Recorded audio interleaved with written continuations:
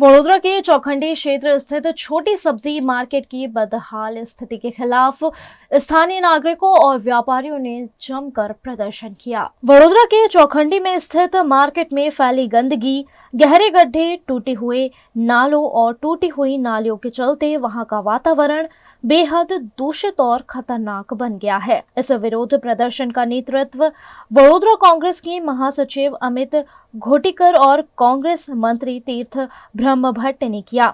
इस दौरान करीब 50 से 60 व्यापारियों और रहवासियों ने मिलकर निगम और प्रशासन के खिलाफ आक्रोश जताया। प्रदर्शन में मौजूद लोगों ने कहा कि मार्केट में स्वच्छता का अभाव है, जगह जगह कीचड़ और गंदगी फैली है, जिससे मच्छर और बीमारियों का खतरा लगातार बढ़ रहा है। व्यापारी और आम जनता इस गंदगी के बीच सब्जी बेचने और खरीदने को मजबूर है।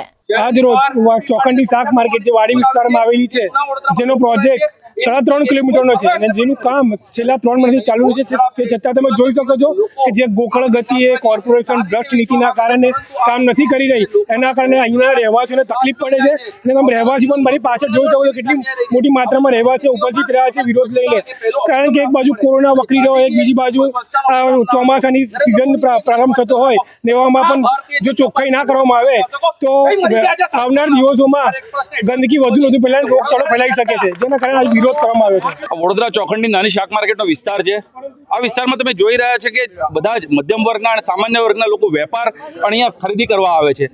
મારે એટલું જ કહેવું છે કે સૌથી વધારે ગુજરાતમાં એ કેટેગરીમાં ટેક્સમાં લેવાતો જો વિસ્તાર હોય તો આ વિસ્તાર છે। સૌથી વધારે ટેક્સ અહીંથી લો છો, પરંતુ વિકાસના નામે વિનાશ કરી બેઠા છો। આજે જો કેટલા વર્ષોથી વડોદરામાં અહીંયા આ શાક માર્કેટ કેટલું જૂનું છે। સર સયાજીરાવ ગાયકવાડની વખતથી આ શાક માર્કેટ સારું ચાલતું હતું, પરંતુ છેલ્લા વખતથી ફક્ત વિકાસના નામે 2 મહિનાથી કોઈ કામ નથી થઈ રહ્યું, માત્ર ને માત્ર વાતો થઈ રહી છે। કારણ કે અહીંયા એમને કટકી નથી મળવાની। અહીંયા સામાન્ય લોકો રહે છે, ગરીબ લોકો રહે છે, મધ્યમ વર્ગના લોકો રહે છે, એમને કટકી નથી મળવાની, તેથી અહીંયા કામ નથી થઈ રહ્યા। લોકોને મારે એટલું કહેવું છે કે ભાઈ તમે સ્માર્ટ સિટીની વાત કરો, સ્માર્ટ સિટીની વાતો બાજુ પર મૂકો, અહીં સારી સિટી આપવામાં પણ તમે નિષ્ફળ ગયા છો। આજે સ્વચ્છતાનો અભિગમ મહાત્મા ગાંધીજીએ આપ્યો હતો, નરેન્દ્ર મોદીજીએ કીધું સ્વચ્છતા રાખો, પરંતુ ભારતીય જનતા પાર્ટીના અહીંના શાસકો એ સ્વચ્છતાને વેચીને વિનાશનો તરફ પડ્યા છે।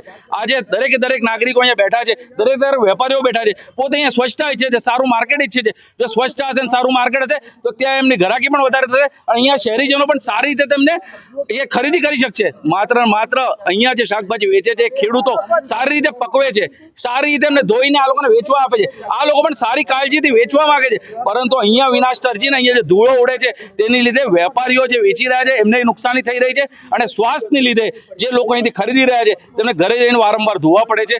એ શાકભાજી એક વસ્તુ છે કે રોટી, કપડાં અને મકાન એ 3 મુખ્ય વસ્તુ છે, એ મળવી જ જોઈએ, સારી રીતે મળવી જોઈએ, પરંતુ અહીંયા જે આપણે શ્વાસમાં આરોગ્ય છે તેને લીધે કેટલી બીમારીઓ થાય છે એ બધી પરિસ્થિતિનો ખ્યાલ રાખ્યા વગર માત્ર ને માત્ર કોર્પોરેશન પોતાની રોકડી કરવા માટે અહીંયા બેઠું છે। અને અહીંયા લોકોને એક જ અરજ છે કે આ વખતે જો થોડા દિવસોમાં કામ પૂરું નહીં થાય તો આ મોરચો 100% કોર્પોરેશન જશે અને ત્યાં ભૂખ હડતાલના આંદોલન થશે।